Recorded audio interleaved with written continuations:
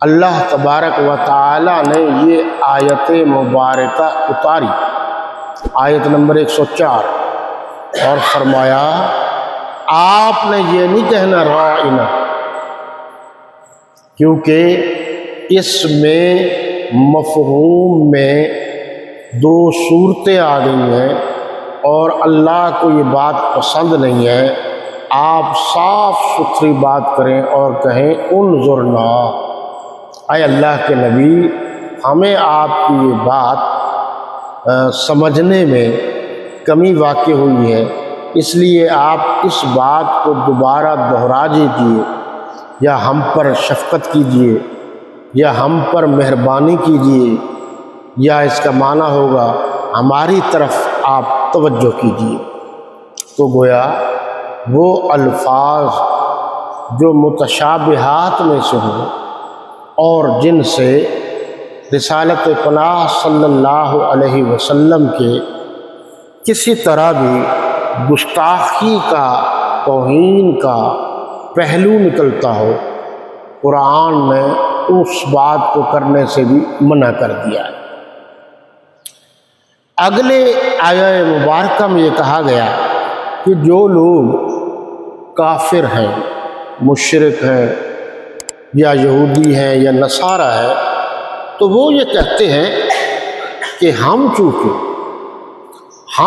حضرت موسیٰ علیہ السلام کے ماننے والے ہیں، ہم چونکہ حضرت عیسیٰ علیہ السلام کے ماننے والے ہیں، ہم پر اللہ کا فضل و کرم ہے، اللہ کی رحمت ہے اور اس کی مہربانی ہے، اور وہ باتیں اپنی مرضی سے کر لیا کرتے تھے، یعنی جو حضرت موسیٰ علیہ السلام کی تعلیمات تھی اس پر پوری طرح عمل پیرا نہیں ہوتے تھے، بلکہ اس میں سے وہ باتیں جو ان کی استاد طبع کے خلاف تھی ان کو چھوڑ دیتے، اور بعض باتیں جن کو وہ مفید سمجھتے، جن سے ان کو احساس ہوتا کہ ہمیں اس سے فائدہ پہنچے گا، تو وہ بات کر لیتے۔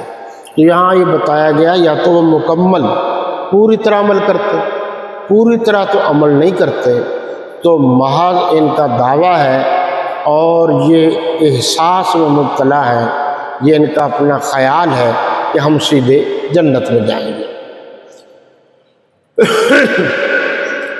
یہ ذہن میں رکھیے کہ اس قسم کے خیالات یا آپ تخیلات کہہ سکتے ہیں آج بھی ہیں۔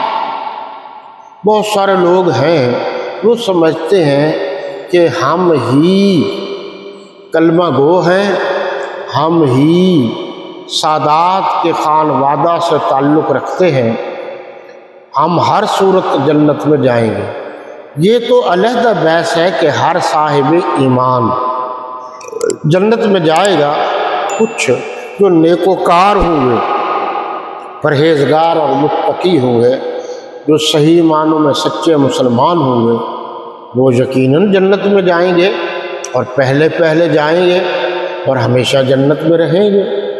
جس طرح قرآن نے حضرات صحابہ کرام کے بارے میں متعدد مقامات پر خوشخبریاں دی ہیں کہ اللہ کو ان سے اتنی محبت ہے کہ اللہ فرما رہے ہیں انہوں نے میرے نبی کریم صلی اللہ علیہ وسلم کی خاطر ہما قسم کی تکلیفیں برداشت کی ہیں، لہٰذا یہ جنت میں جائیں گے، اور اللہ نے ان کی تمام خطائیں اگر تھیں تو دنیا میں ہی معاف کر دیں۔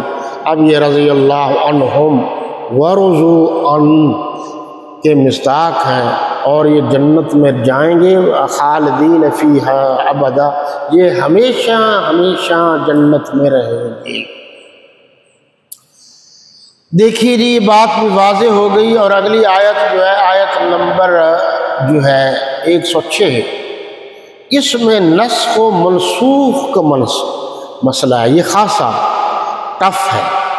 نسخ کہتے ہیں کسی چیز کی تبدیلی کو، اور حضرت مفتی اعظم مفتی پاکستان مفتی محمد شفیع رحمۃ اللہ تعالی علیہ نے جو لکھا ہے وہ میں تھوڑا سا آپ کو بتا دیتا ہوں۔ اس میں انہوں نے لکھا ہے کہ بہت ساری چیزیں ہیں لیکن ان کا تعلق اس طرح نہیں جس طریقے سے ملحد لوگ کرتے ہیں اور وہ اپنی طرف سے بات بناتے رہتے ہیں، اس طرح کی کوئی بات نہیں۔ حقیقت یہ ہے کہ بعض احکامات جو موسوی شریعت میں تھے تبدیل ہو گئے، اور بعض جو عیسوی شریعت میں تھے تو جب حضور اکرم صلی اللہ علیہ وسلم اس دنیا میں تشریف لائے تو وہ بھی تبدیل ہو گئے۔ جیسا کہ پہلے ہمارا قبلہ بیت المقدس تھا، وہ لوگ بھی اسی طرف رخ کر کے اپنی عبادت کیا کرتے تھے، لیکن جب اللہ کا حکم آیا تو یہ بیت اللہ ہمارا قبلہ بن گیا۔ تو اب سب کے لیے حکم ہے، صاحب ایمان لوگوں کے لیے، کہ وہ قبلے کی طرح منہ کر کے نماز پڑھیں گے۔ تو یہ گویا کہ ایک قسم کی تبدیلی، تو یہ تبدیلی ہوئی ہے اور اس تبدیلی کو قبول کرنا ہوگا۔ لیکن ان کے ذہن میں یہ بات سمائی ہوئی تھی کہ جی اگر ہوتی، یعنی جو کہا گیا تھا کہ بہت ساری باتیں سابقہ شریعت کی شریعت محمدیہ میں ہیں، تو ان کا موقف یہ تھا کہ ساری کی ساری باتیں ہونی چاہیے، تبدیلی تو ہونی ہی نہیں چاہیے۔ مثلاً اس دور میں سچ بولنا اس کو صحیح گردانا جاتا تھا، تو شریعت محمدیہ میں بھی اس طرح ہی ہے۔ اس دور میں جھوٹ بولنے کو برا سمجھا جاتا تھا، تو آقا دو جہاں نبی آخر الزمان صلی اللہ علیہ وسلم کے شریعت میں بھی یہی سمجھا جاتا ہے۔ اب جب قبلہ وغیرہ کی بات ہوئی تو انہوں نے اس طرح کی باتیں کرنا شروع کر دی، یہ غلط ہے۔ اب دیکھیں جی، حضرت علی رضی اللہ تعالیٰ عنہ کا ایک فرمان انہوں نے نقل کیا ہے، اور وہ یہ ہے کہ ایک مرتبہ وہ مسجد میں تشریف لائے۔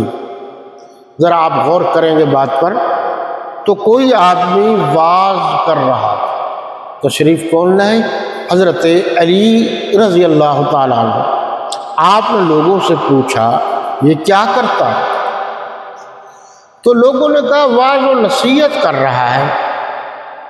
آپ نے فرمایا نہیں، یہ کوئی واعظ و نصیحت نہیں کرتا، بلکہ یہ کہنا چاہتا ہے کہ میں فلاں بن فلاں ہوں، سو پہچانو۔ پھر اس شخص کو بلوا کر پوچھا گیا کہ تم قرآن و حدیث کے ناسخ منسوخ احکام کو جانتے ہو؟ میں نے پھر عرض کیا کہ جو پہلا حکم تھا اس کو تبدیل کر کے اس کی جگہ پر اللہ کے نبی نے دوسرا حکم دے دیا۔ تو حضرت علی کرم اللہ وجہ نے اس سے پوچھا آپ یہ احکامات جانتے ہیں؟ اس نے کہا نہیں، میں نہیں جانتا۔ حضرت علی کرم اللہ وجہ نے فرمایا کہ ہماری مسجد سے نکل جاؤ، آئندہ کبھی یہاں واعظ نہ کیا کرو۔